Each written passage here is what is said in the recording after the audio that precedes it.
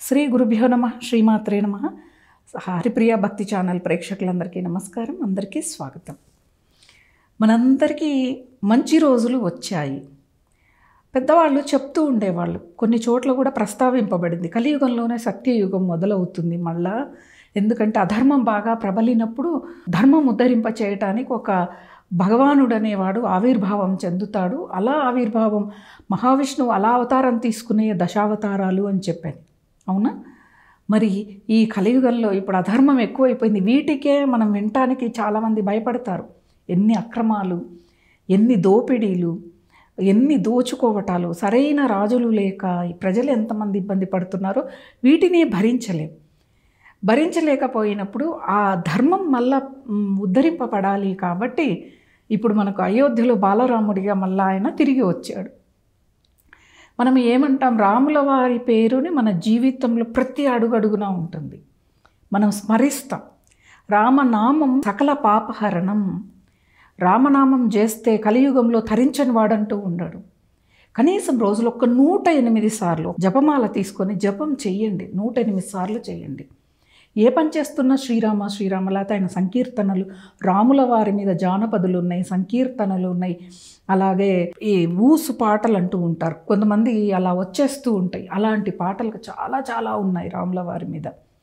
అసలు అందరికీ తెలుసో తెలీదో నాకు తెలియదు, కానీ పూర్వకాలంలో ఒక ఊరు నిర్మాణం అవ్వాలి అంటే మొదటగా రామాలయాన్ని నిర్మించి తర్వాత ఊరిని నిర్మిస్తారు. ఏంటిది అంటే ధర్మపరాయణుడు రాముల వారు.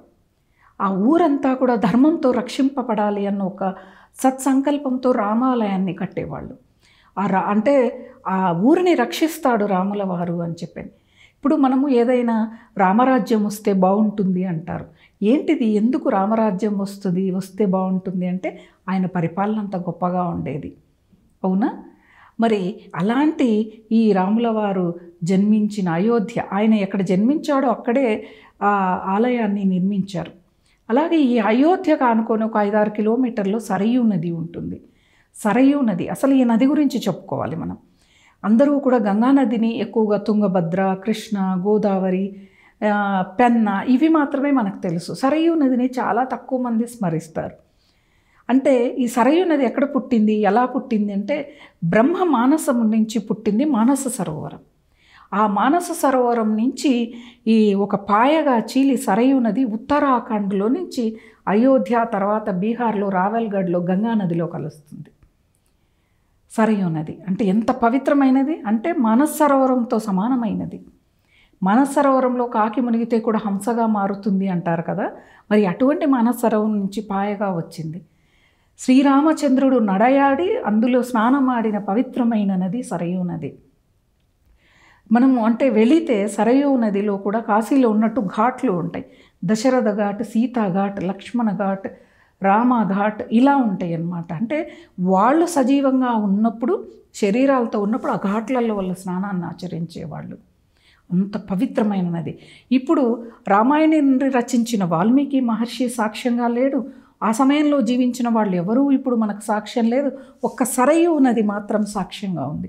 అవును, రామాయణం జరిగింది, ఇక్కడ రామచంద్రుల వారు నడయాడారు, నాలో దిగి స్నానం చేశారని చెప్పటానికి ఒక్క సరయూ నది మాత్రమే ఉంది.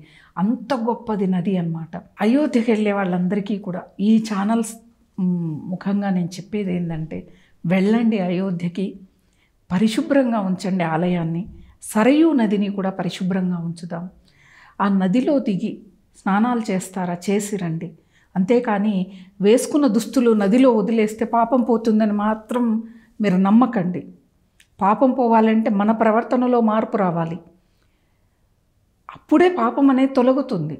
అంతేకాని నదిలో స్నానం చేసి నదిలో వదిలేస్తే ఆ నదులు శుభ్రం చేయడానికి కొన్ని కోట్లు వెచ్చించాల్సి వస్తుంది ప్రభుత్వం. చూడండి, ఆ కోట్ల డబ్బులు మనకు వినియోగిస్తారు కదా వాళ్ళందరూ కూడా. నదీమ తల్లులు అని తల్లిగా, దేవతగా భావించే మనమే నదుల్ని పాడు చేస్తూ ఉన్నాం. కాబట్టి ఈ పని మాత్రం చేయకండి. చేతులు ఎత్తి మొక్కుతున్నాను, రామచంద్రుల వారిని భక్తితో దర్శించండి, ధర్మాన్ని రక్షించమని వేడుకోండి, వచ్చేయండి. మీరు దీపాలు పెట్టకపోయినా వచ్చే నష్టం లేదు, పెడితే మీకు వచ్చే పుణ్యము అంటూ ప్రత్యేకంగా ఏమీ లేదు. ఇంట్లో రామచంద్రుల వారి ముందు, ఫోటో ముందు, విగ్రహం ముందు దీపాలు పెట్టుకోండి, అదే చాలు. రాముల వారికి అదే ఆనందం. ఇలా చేయండి. అటువంటి పవిత్రమైన నది సరయూ నది. మరి అయోధ్యకు వచ్చే వరకు రాములవారు నడయాడిన ప్రదేశం ఎంత పవిత్రమైనది. ఎన్ని లక్షల యుగాలు గడిచినా కూడా ఆ కావ్యాన్ని, మనం రామాయణం అనే కావ్యాన్ని ఇప్పటికీ గాథల రూపంలో, కథల రూపంలో, పాటల రూపంలో చెప్పుకుంటూ ఉన్నామే, జానపదుల రూపంలో, భజనల రూపంలో. కానీ తల్లులందరికీ ఒకటే చెప్తున్నానమ్మా, ఈ రోజుకైనా కూడా మీరు ప్రత్యేకంగా ఏ పుస్తకాలు కొనక్కర్లేదు. మనకి గూగుల్లో టైప్ చేస్తే, లేకపోతే గూగుల్లో కొన్ని బుక్స్ దొరుకుతాయి, అవి మీరు డౌన్లోడ్ చేసుకోండి. పిచ్చి పిచ్చి రీల్స్ చూసి పిచ్చి పిచ్చి కామెంట్లు పెట్టే కంటే ఇట్లా ఆధ్యాత్మికమైన విషయాల కోసం మీ ఫోన్ని వాడండి. మీరు ఆ బుక్స్లో రామాయణాన్ని ఓపెన్ చేయండి. రోజుకు ఒక్క 10 పేజీలు చదవండి, ఎక్కువ అక్కర్లే, 10 పేజీలు చదవండి. మీరు చదివితే మీకు జ్ఞానం, ఆ రామాయణం గురించి తెలిస్తే ఆ జ్ఞానం మీరు తీసుకుంటే మీ పిల్లలకు అందించగలరు. ఉజ్వలమైన భవిష్యత్తును చూడగలము. ఉజ్వలమైన ధర్మపరమైన ప్రపంచాన్ని మనం చూడగలం. ఇది ఒక్కటి చెయ్యండి. మనం భక్తి అంటే ఇది కూడా భక్తి అమ్మ. అంటే రాములవారు పూజ చేస్తూ ఉన్నాం, రాములవారికి వడపప్పు పానకం పెడుతూ ఉన్నాం, దాన ధర్మాలు చేస్తున్నాం, అన్నీ చేస్తున్నాం.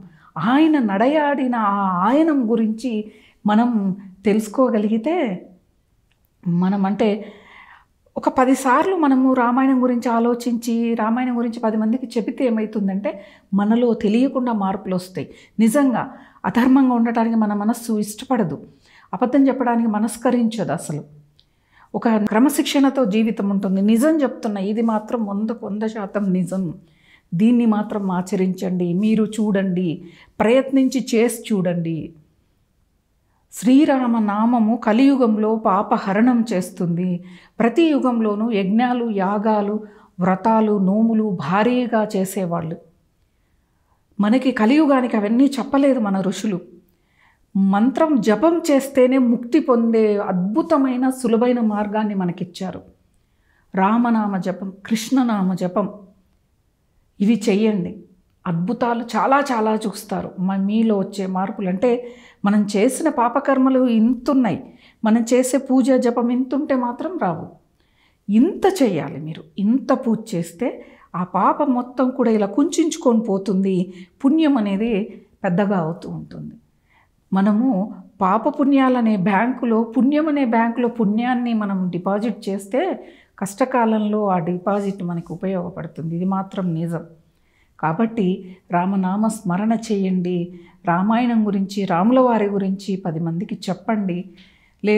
ఏ పూజలు చేయమనో, అభిషేకాలు చేయండనో నేను చెప్పను. ఎందుకంటే అక్కడికి వెళ్ళి మనకు అవన్నీ అయ్యేవి కాదు. కాబట్టి ప్రతి ఒక్కళ్ళు కూడా అయోధ్య యొక్క విశిష్టత, ఆ సరయూ నది యొక్క విశిష్టత తెలుసుకున్నారు కదా. అలా తెలుసుకొని అక్కడ ఉండే విధానాన్ని, అక్కడికి వెళ్ళారు, రామనామ జపమే చేయండి, వేరే ఏమీ చేయకండి. శ్రీరామ శ్రీరామ చాలు, ఈ 3 అక్షరాలు చాలు. శ్రీరామ శ్రీరామ శ్రీరామ. ఎందుకు ఈ శ్రీరామనామ జపానికి అంత విశిష్టత అంటే, రామ అనే పేరు ఎలా వచ్చిందో కూడా తెలుసుకోవాలి మనం. నారాయణలో రా, నమశివాయలో మా తీసుకొని రామ అనే పేరు పెట్టారు. శ్రీరామనామ జపం జపిస్తే శివకేశవులు ఇరువురిని జపించిన పుణ్య ఫలితాల్ని మనం అందుకుంటాం.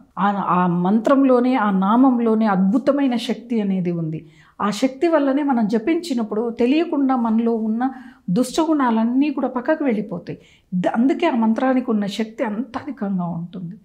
ఒక్కసారి మీరు 1 సంవత్సరం కాలం పాటు మీరు ప్రయత్నం చేసి చూడండి. రామాయణాన్ని చదవండి, రామనామ జపం చేయండి. జీవితంలో మీరు అనుకోని మంచి మార్పులు మీకే కలుగుతాయన్నమాట. ఇలాంటి వీడియోస్ కోసం ఈ ఛానల్ని సబ్స్క్రైబ్ చేసుకోండి. స్వస్తి.